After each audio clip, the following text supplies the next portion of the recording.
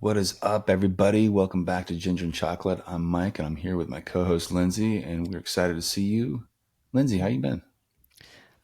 Actually pretty good. I am doing my team challenge, Team Sheeper Mm, swim challenge in the month of February. We have it every year. 50,000 yards in swimming, 50,000 yards in the month of nice. February, which is about 28 and a half miles or so. It is as we speak, it is the end of February. I've got well 4 more days that I can swim, but I'm going to swim for 2 more days and I've got like 5,000 yards left. So Nice. Okay. Yeah, Mm-hmm. Mm-hmm.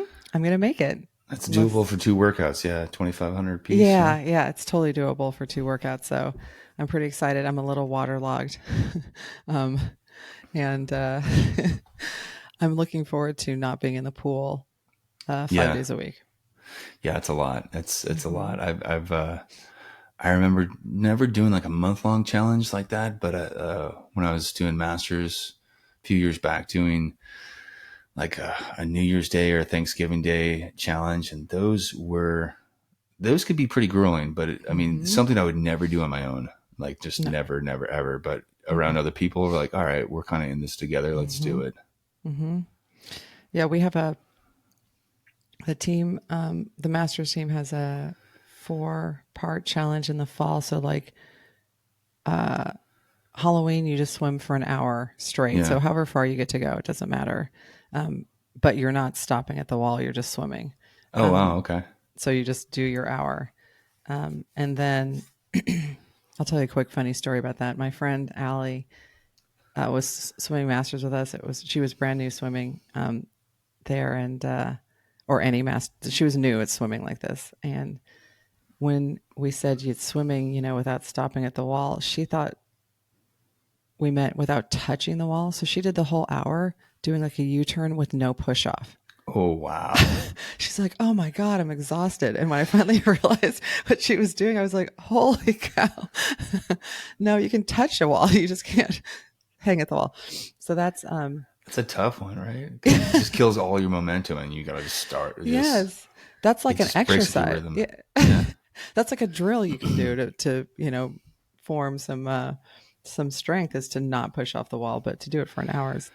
So then on Thanksgiving, we do 7,500 yards. Nope, 5,000 yards on Thanksgiving, 75 on Christmas, and then 10,000 yards on New Year's. Um, Oof. and that 10,000 yard one is a long one. That's a long one. That's a couple Hmm. hours. Two and a half. Longer than that, I think it's Yeah. more like three and a half, 345, something like that. Fuck. Yeah. Yeah, because I think 75 is around approaching three. Mm-hmm. Yeah.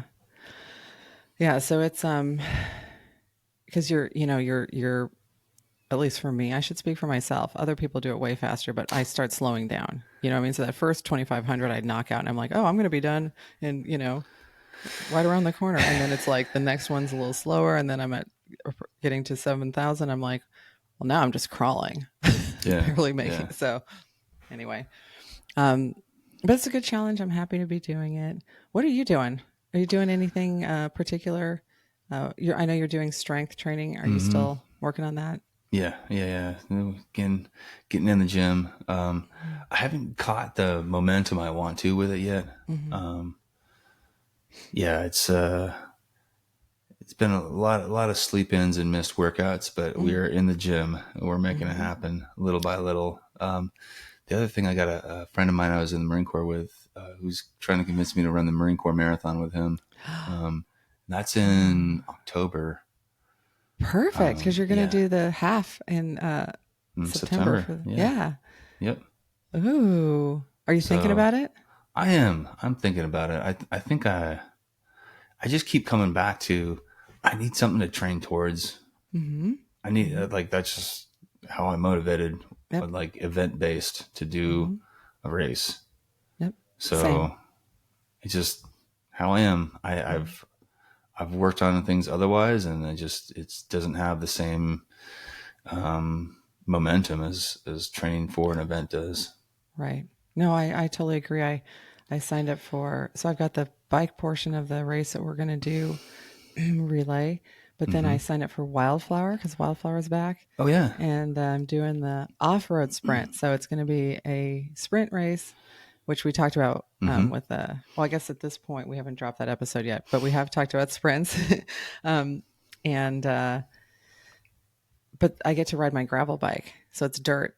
The bike part Oh, is on cool. dirt. Yeah, so I'm super excited about that, and so I'm doing that Wildflower, and I'm going to go to this gravel riding camp, which that's just like it's just a camp. It's not an event, but I did it last year, and it requires training. Yeah. It's not a Yeah. just show up. If you just show up and you're not trained, you're going to be in the van a lot because it's a ton of climbing. It's in Montana.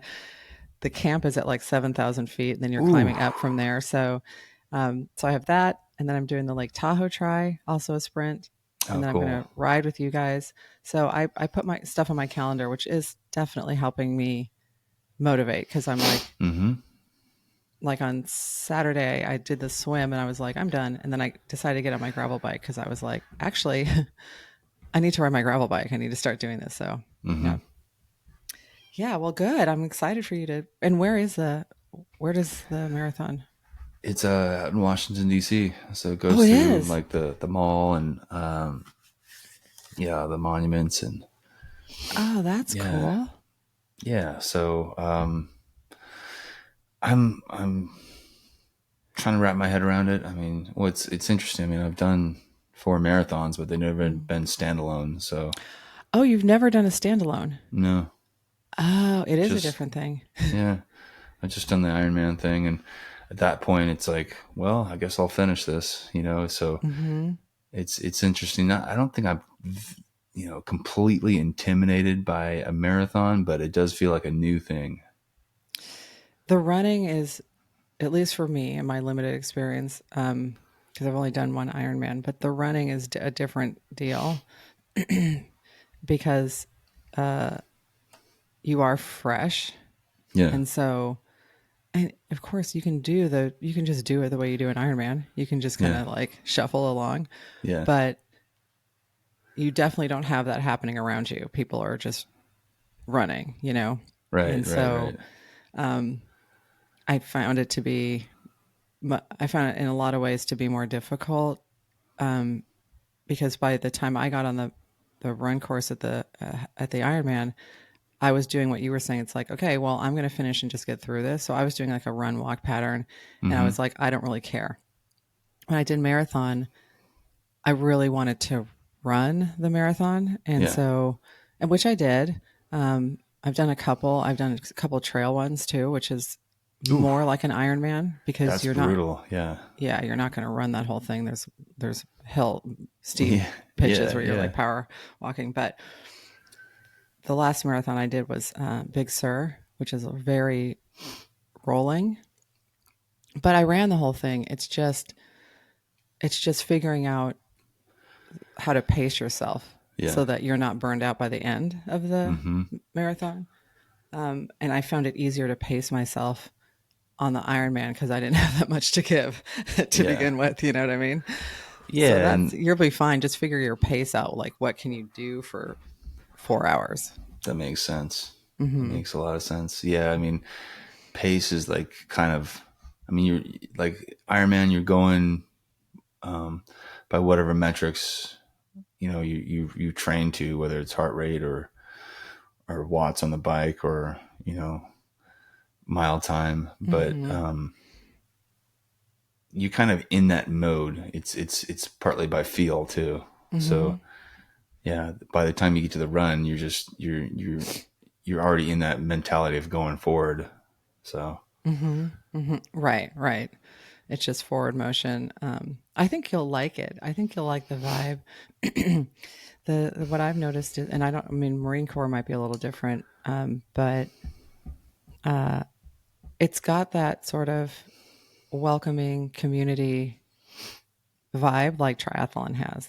oh, cool. It definitely has that. People are rooting for each other, even if. And then, well, I don't know about the Marine Corps, but normally you'll see like pros running. And so if Hmm. it's an out and back or if there's anything like that, you see them coming. And you're like, well, they're what? 3 hours ahead of me. You know what I mean? But it's kind of cool to see them. Yeah. But everyone else is just kind of doing their pace. And I always ran with a pacer because they've got those Mm. pacers in there. So I'm like, Yeah, yeah, okay, I'm going yeah. to run That a makes 9 minute sense. mile, and that's what I'm going to do. And I just stayed with. And on Big Sur, these younger guys came from behind us, and they were running really fast, and they passed us. And the pacer was like, "We will be seeing them again when we reach the Highlands, because mile like 22 of that marathon is the steepest part. Yeah. So you're, already." And sure enough, we were jogging across this bridge, and those guys were like stretching and sitting on the bridge and kind of just had fallen apart. And we were like scooting by at our little 9 minute pace. It was perfect. Yeah. So, Yeah. That's funny. yeah. Well, I'm happy for you. And I hope that you figure that out, that race or another race, just something to kind of motivate. Yeah. Um, but today we're going to talk about a topic that is we've never talked about before. It's frustration. We're talking about frustration today because I think now's a good time. I feel like a lot of people are frustrated for various reasons in life. Hmm. I mean, I was frustrated because it was raining and I couldn't get on my bike and I was on my trainer. I mean, there's that, and then there's stuff that's happening on the world stage that Yeah. can be frustrating. Um, so first of all, I guess what I'll do is as I usually do, I asked AI what frustration is, and it's interesting because it said it's a complex emotional response that arises when we're blocked from achieving a desired goal or when things don't go as expected. Here's a Hmm. breakdown of key aspects. Emotional state. It involves feelings of annoyance, irritation, dissatisfaction, and sometimes anger. It can lead to feelings of helplessness or discouragement. That's what I find a lot of the time. Causes frustration stems from obstacles that prevent us from reaching our objectives. Okay. These obstacles can be external, like a traffic jam Hmm. or a bureaucratic delay, or internal, lack of skill, self doubt, that kind of thing. It can also be caused by unfulfilled needs. And then the last thing it says is manifestations. Frustration can manifest in various ways, including emotional outbursts, withdrawal, or persistent attempts to overcome the obstacle. In essence, frustration is a feeling we experience when we encounter barriers that hinder our progress or expectations. Mm. Yeah. Yeah. The big thing I'm taking out of that is that there's a picture in your mind of where you want to be. Mm-hmm. And then there's the realization that you were not there or feeling maybe not close to it. Mm-hmm. And just that difficulty being where you are. Mm-hmm. Mm-hmm. Yeah, the for me, the internal frustration is something that I'm better at coping with. Hmm. The external frustration is very difficult for me because I can be controlling and I can't control Yeah. the Hmm. external stuff. I feel like I can control my emotional response better to things that are happening to me inside, you know, um, like I'm frustrated with my work or something like that. It's Hmm. like, okay, well, I can maybe change how I'm working or change jobs, which I did, or, Yeah. whatever. But if it's something that I can't do anything about that's impeding my progress, very difficult for me to deal with. Yeah. That, I'm trying to think as you talk about the internal and external experiences there. I got pretty well versed in the external frustration, um, starting with like boot camp in the Marine Corps. Hmm. Cause we, like just about every situation we had, we were expected to do things and it was either very unlikely we would actually accomplish them or set to Mm. be impossible. And so that was drilled into us of like, okay, well, here you are, you failed, or this is the obstacle, and it's not happening, is it? And seeing people adapt to that level of realization that the stated goal would not be achieved. Mm. So I'm not immune to that, but I feel like I was a little bit better maybe than average and on coping with that. Right, right. That makes sense. It's almost like they trained you guys to address frustration instead of freaking out about it. Yeah. So, I mean, the natural response is to freak out because, you can't achieve this. And, there's like a punishment if you Mm. fail, like moving, the racks or the beds from one side to the other side of the squad bay in, 30 seconds and having everything arranged perfectly. It's like, it's not happening. Right. It's not happening. And I think, it made us, you know, realize that we were in this situation with other people, and if we lost our cool and we panicked, then things would go much worse. So Hmm.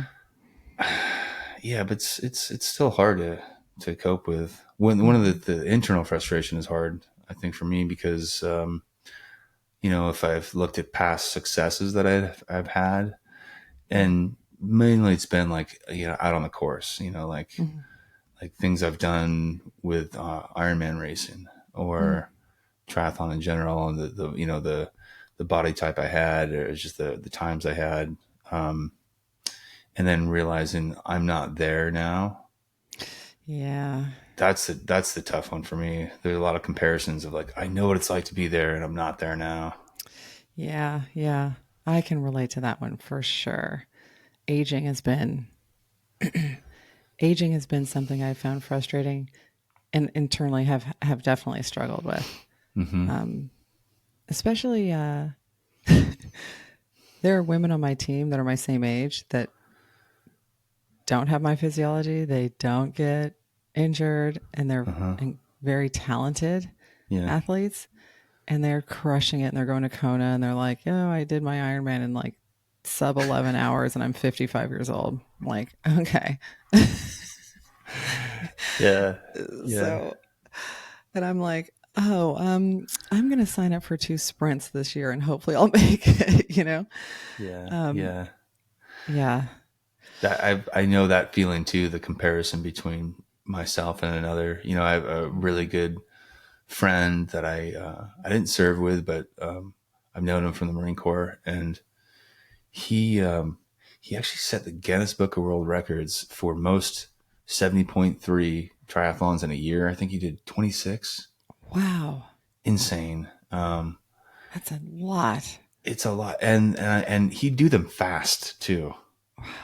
It wasn't like the typical just like slog through it. Like Hmm. he was just destroying me. And I asked him, I was like I'm putting in a lot of training time, and you're putting in a lot of training time, but like what's your secret, man? What's the deal? He's like, I think it partly it's genetics, man. Hmm. I know you train just as hard, but like for whatever reason, I'm able to do this. Yeah, yeah, that's right. I think it is genetics to us, but it doesn't necessarily stop me. That knowledge Mm-hmm. doesn't necessarily stop me from kind of comparing or Oh just yeah, being a yeah. little like, I mean, I wish I could run that fast, or I wish I could do. Now, Mm-hmm. I'm we've discussed this before, how you and I are not as on top of maybe the metrics as other people in terms of like the data and Yeah, analyzing all of it. that's so true. And I will say, the women I'm thinking of are very much like they're type A. They're very much Uh huh. on their data. They're making all these tweaks. They don't skip workouts in their training peaks. Mm-hmm. One of them has the same coach as myself. And, I heard her say, like, oh, I feel bad if I miss. Like, she needs to make every single workout in her training peaks green by Green. doing it. Yeah. And I would like to, but I'm like, I'll just go in there if I didn't do one and write, like, comment like why I didn't do it and just leave it red, right? Like, oh, I Mm-hmm. didn't do this today. So we aren't, I'm not training as Mm-hmm. well as them. Yeah. But also I get injured pretty easily. So that's a physiological thing that they don't appear to have. Yeah. Yeah. Yeah. Exactly. It's interesting because it's easy to compare to people who have maybe a greater ability or Mm-hmm. faster times or are able to push through and really grind out a workout. Mm-hmm. And I think with frustration, it can help to realize that, yeah, there's also on the other end people who can't do what we're doing Mm-hmm. to any level, right?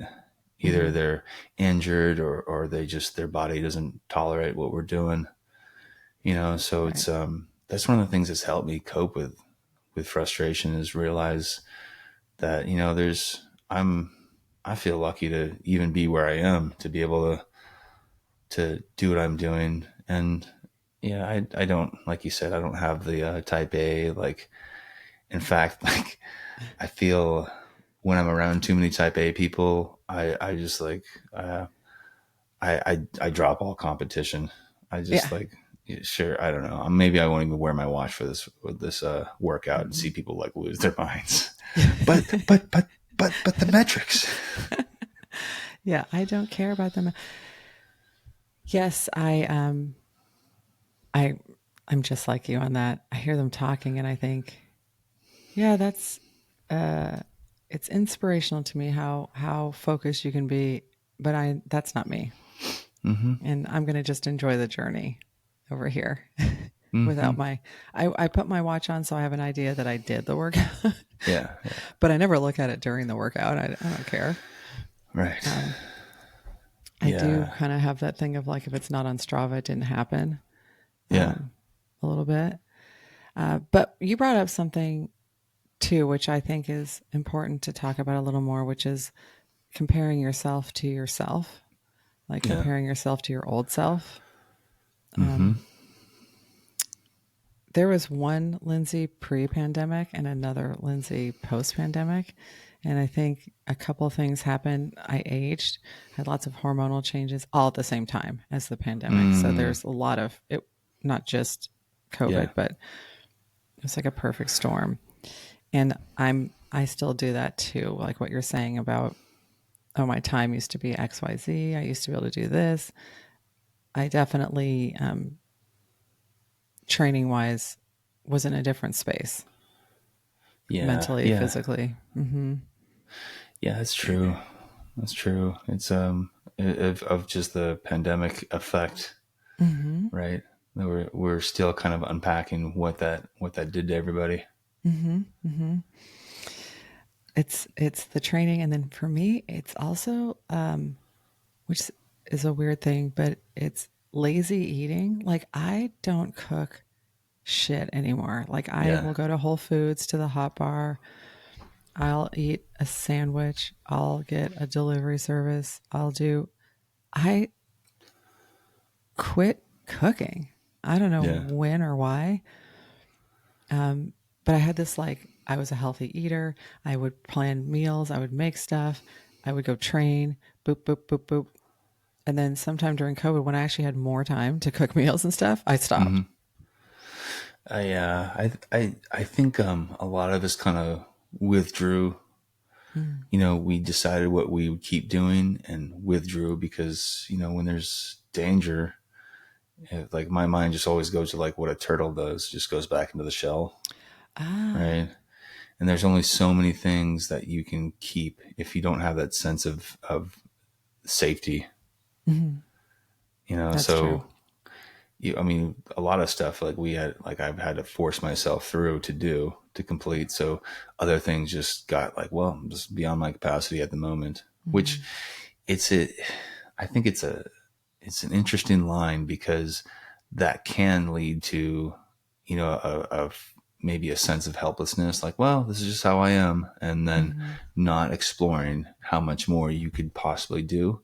Mhm. So it Mhm. can get into like that territory of like excuses or limiting ourselves maybe. Mhm. But there's a reset that happens. There's a reset that happened for me with COVID for sure. Mhm. Yeah, the reset, and I think we talked about this on our New Year's, episode. Just, you and I working on kind of overcoming some of the challenges that occurred, Yeah, or changes that are not really benefiting us at this point, in yeah, this year. So, getting back into racing is one of the things for me. just because it does give me some focus. And when I don't want to do the workout necessarily, there's a higher probability that I'll go do it. And I'm always happy when I did. I've never done a workout and then afterwards been like, I should have just laid on my couch. Yeah, yeah, exactly. Exactly. The only time I think I've heard people regret workouts is during taper and then they overdo it right before a race. That's Okay. probably the Mm-hmm. only exception because Mm-hmm. other than that, like, man, I did this workout, got my endorphins going, I feel Mm-hmm. better. And no, nobody's saying that, 100%. right? Right. Uh, It's always someone gets like a last minute injury. You're like, oh, fuck. that's what happened to me for Ironman Arizona. I did not taper, right? Or Yeah. at all. And then it was my first attempt at Ironman and definitely, okay, so I did have that one regret because I did not start that race because I injured myself so bad I couldn't race. Um, and did have regret there. Okay, so let's talk a little bit about overcoming frustration Overcoming frustration. or how to Yeah. cope, I should say. Not necessarily Yeah. overcoming, but it may still be there. Um, let's see. So AI said some mental and emotional tools, and we know most of these: mindfulness meditation, just because it helps you become more aware of your actual emotions in the present moment. And you're trying to do that without judgment, but just name those emotions, Mm-hmm. because that makes sense. Because when they were defining frustration, it was talking about how it could manifest in like anger and sadness and annoyance, irritation. So being able to stop and sort of name what those Mm-hmm. things are, I think will help Yes. address what they are. Um, let's see, breathing exercises. Yeah. We've talked about that before. So do you ever do box breathing where you do Mm-hmm. like inhale? So this is Yeah. suggesting the 4-7-8, which I've never done. Inhale for four Interesting. seconds, hold for 7, exhale for 8. Yeah, that's I've done box breathing Mm-hmm. and I've kept it simple with the same um, Amount of number all time. the way Mm-hmm. around. But from what I understand, the longer you exhale, the exhaling slow is what really helps slow you down. Mm-hmm. So sometimes I will just without counting and it just kind of letting go of any number, I'll inhale to what feels natural, and then I'll just make a game where like I make the sound like tss, like the air coming Mm-hmm. out of a tire, and I do that for as long as I comfortably can, and then start again. Mm-hmm. Yeah, I like that idea. So if you're listening and you don't know what box breathing is, it's just a technique where you breathe in for a certain amount of time, you hold your breath for a certain amount of time, and then you breathe out for a certain. The most common one is for doing it for the same amount of time, like Mike just mentioned. So say breathing in for a count of 6, holding for a count of 6, exhaling for a count of 6. And but the longer you exhale, the more calm Mm-hmm. you're supposed to receive. Um, so cognitive reframing is Mm-hmm. another. It says it involves changing the way you think about a frustrating situation. Um, do you know about? I'm sure you know about cognitive reframing, given your work. Yeah, I mean, it's a huge part of what I do for people, so it's just a different perspective on a situation.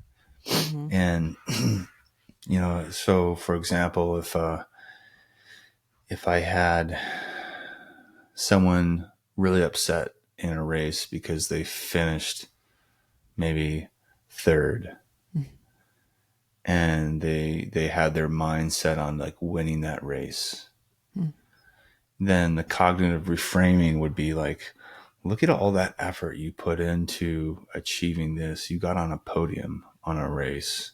Mm-hmm. Or I would say,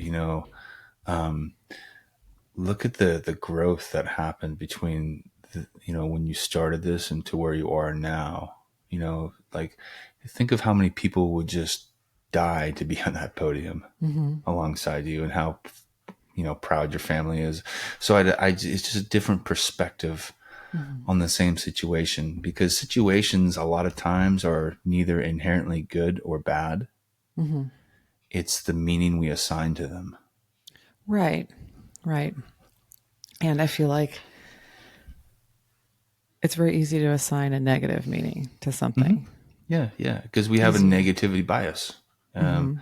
I don't know if we've explained that on the show before, but what I can briefly say about a negativity bias is that as humans, the theory is that as we evolved and became, Homo sapiens, that so many years out in, the natural world, living in caves or whatever our ancestors were doing, it's more adaptive to notice something negative because, Mm-hmm. for a human, because let's say if I see a tiger out there, that's, I'm looking for danger and I see it, then that's going to keep me alive. Mm-hmm. So it's more adaptive to see a tiger in the bushes that's not there than it Right. is to think everything's good and then get jacked by that tiger and eaten. The happy-go-luckies don't survive as much as the negative Neds and Nellies. Right. Uh-huh. So The snapping of branches behind you, you're like, oh, isn't that a pretty sound? yeah, As it's the probably tigers. someone giving, coming up to give me a fresh ripened fruit, like or something like that. Yeah. So what that means for us today is that simply noting that it's more likely for things to imprint on our brain if they're negative experiences, or for us to notice negative things. Mm. And so that's not a bad thing. We're biased that way as humans. Mm-hmm. However, it just means that we it's to our benefit to notice the positive things that happen, Mm-hmm. because those don't stick as much. Right. Right. You can And have we a have, great no, no, go ahead. you can have a great day or a great vacation or a great week, but there might be one thing that really sticks out that just, it's like bothers you, and that can taint the whole experience in your mind, Mm-hmm. Mm-hmm. because it doesn't get the equal amount of weight. It's weighted disproportionately. Yeah, that actually, I can think about a million times that that's happened in Yeah. my life. And I feel like the bias is good for the reasons that you explained, but also we have less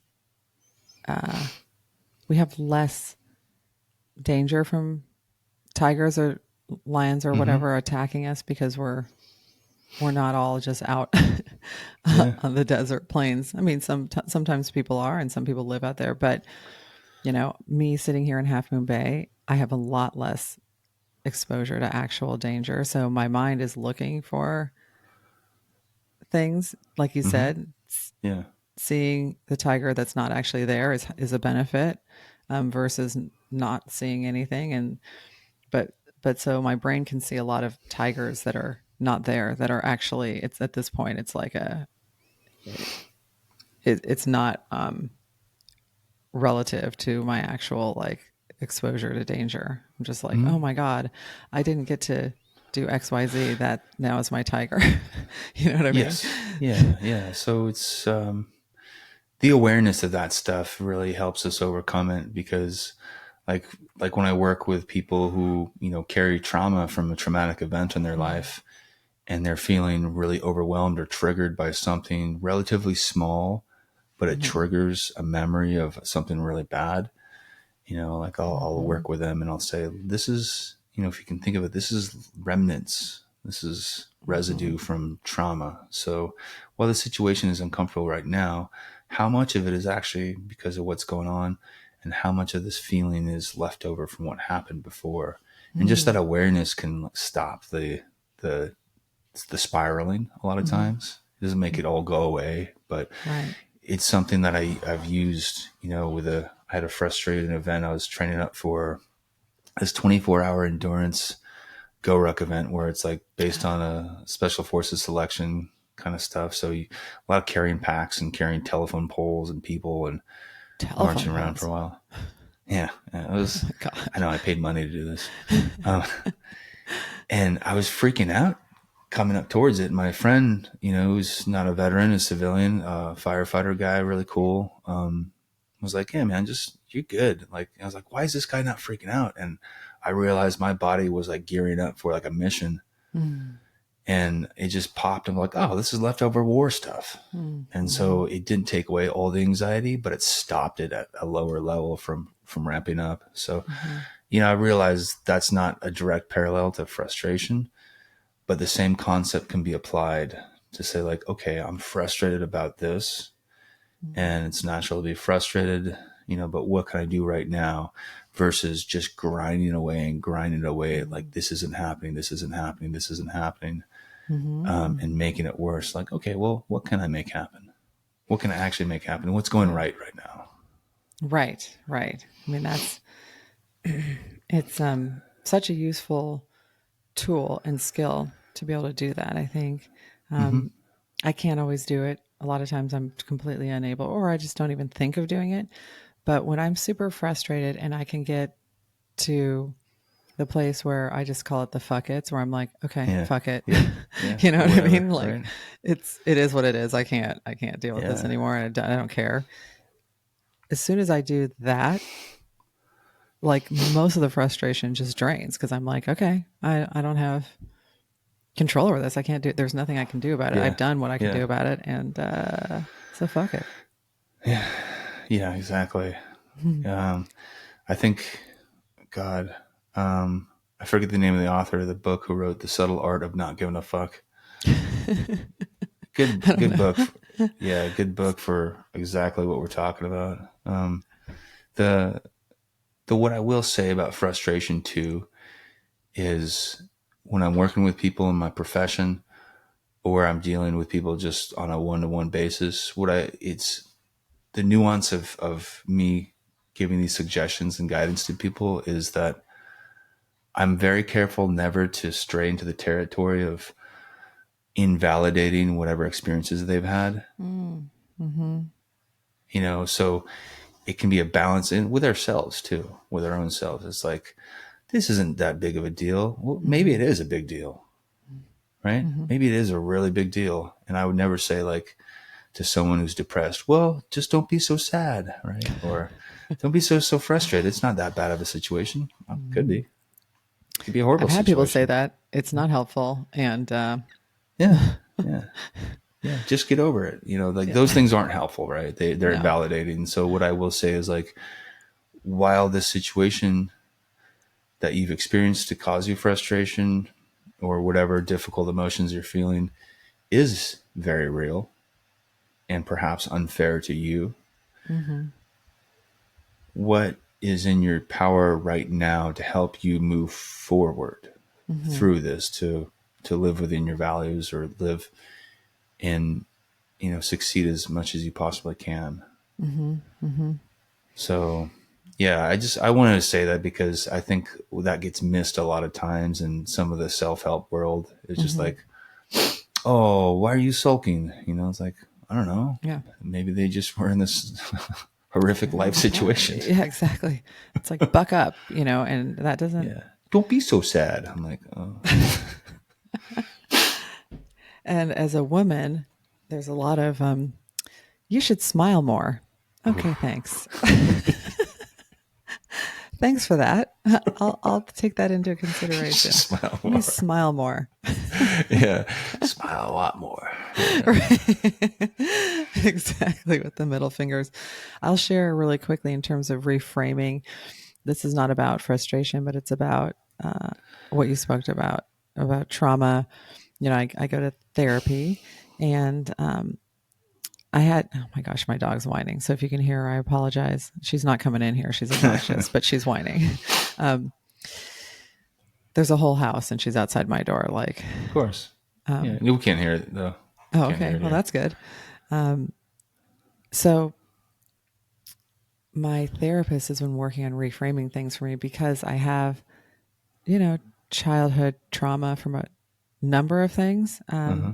and a lot of it, you know, a lot of things that happened made me feel very alone in the world, like Yeah. just very alone, and which can be scary if you're a child to feel Yeah. like you're completely different and alone. And but then I have this like on the, completely seemingly unrelated for me, I have this almost pathological like concern for animals. You know what I mean? Like, Mm-hmm. so last summer, Josh and I were in Tahoe, and we were on 80, and this huge truck full of pigs was being obviously driven to slaughter. Yeah. And one stuck its little snout out and was just trying to get some air. You know, they were all crunched Mm-hmm. in there. And I just burst into tears. Like, I could not get it together after that. I burst into tears. And so I was telling my therapist about it because I was like, this pathological concern I have for animals can be a little debilitating. You know what I mean? Mm-hmm. Don't let me see some dead deer on the side of the road or I'm going to fucking freak out. Um, and so she said, so she took this and related it. She just walked me through this process of like, what were you feeling when you saw that pig snout, just trying to get air, you know, through the whole process I'm talking about, you know, this little guy is just being crammed in there, probably very scared, probably very, could be hungry, thirsty, not getting its needs met, just trying to get some air and going through these feelings. And it kind of related back to a situation when I was a child where was I was feeling very crunched by life and was Yeah. trying to just be me, you know what I mean? Just get a little air. Mm-hmm. And, and so we kind of connected those things and then we started um, reframing it like I'm not that pig. You know what I mean? I'm not in the truck being crunched. I could drive the truck, for example. Not that I would drive a truck to slaughterhouse, but you know what I mean? I could be in Yeah. control of that as an adult. I could reparent myself in that moment. So then we went through this exercise of me reparenting myself in that moment with that child that is me, you know, so that I didn't feel that crunching of life and that I was being stifled and couldn't be me, couldn't get a breath of fresh air. And it was just such a helpful process. It was very, you know, she's like, you're going to need a little rest after this session. You're going to feel a little, you know, which I did. I needed rest and I felt a Yeah. little Yeah. emotionally raw, but um, it's helping explain this thing I have that makes it somewhat difficult to move through life sometimes about the animals. It's like, oh, I see helplessness and I see unfair treatment and I relate to that because of trauma that I experienced Mm-hmm. myself. And that Yeah. explains the sort of like Yeah. over the overdoing of that emotion, like Mm-hmm. how it's so strong in me. And so I'm working on this reframing thing and, you Yeah. know, Yeah. Well, yeah. and another thing I'd add to that, and add to a lot of people's situations when they feel a certain way, and you know, especially sad at the suffering of others, is Mm-hmm. it's such a gift to have an open heart. Mm-hmm. Yeah. Such a gift, and you know, I'd venture to say that applies to most or all of our listeners too. I mean, just Mm-hmm. by the content we're putting out, if you're vibing with it, that Yeah. if you have an open heart, it can be a lot harder to navigate the world because you see things that affect you. Yeah. You have a certain reaction to it. Whereas if you were totally jaded, Yeah. it wouldn't phase you because you've shut off your heart. It's just it's Mm-hmm. trickier to navigate the world like this. But in my experience of it, I've just been reminded by people how I think lucky we are to have that gift. Mm-hmm. Yeah, it is a gift, definitely. I don't know that I need to be a psycho about it, but it is Yeah. but it is a gift to have empathy for others, and to have these feelings and have an open heart. I agree with you. Um, it's a gift, but it's a challenge. You know, it's a Mm-hmm. challenge to have this Yeah. gift. And Yep. sometimes I think it would be nice not to drive down the street and see a dead squirrel and be like, "Oh my gosh, that poor little thing." Blah blah blah. I mean, squirrels are a dime a dozen, but that particular one got squashed, and you Yeah. know, um, I don't necessarily. I'm just trying to temper my. I'm trying to have an open heart and also temper it Mm-hmm. with um, balanced emotions, I guess I should say. Yeah, exactly. No, I hear you. Mm-hmm. And that's for summing things up, probably the best way to handle Mm-hmm. frustration or any difficult emotion. Yeah, yeah, I agree. Well, I think we did it. Do you have anything else to say about frustration or training or, you know? Not yet. More to come. More to come Mm-hmm. on this journey. So Yeah, I love coming together with you each week, Lindsay, and talking about this journey. And same. just really happy we can keep doing this. And I want to say thank you to the people who are listening. Um, Mm-hmm. Thank you for investing your time in us, and thank you for keeping an open mind and open heart as we talk about all this stuff with you. Yes, thank you so much. This is a labor of love for Mike and myself. You know, it's a good creative outlet, Mm-hmm. and I really appreciate it. It does so much good for us, and I hope that we are giving back something. And appreciate you guys listening. And we will see you next week. All right. See y'all. Okay, bye.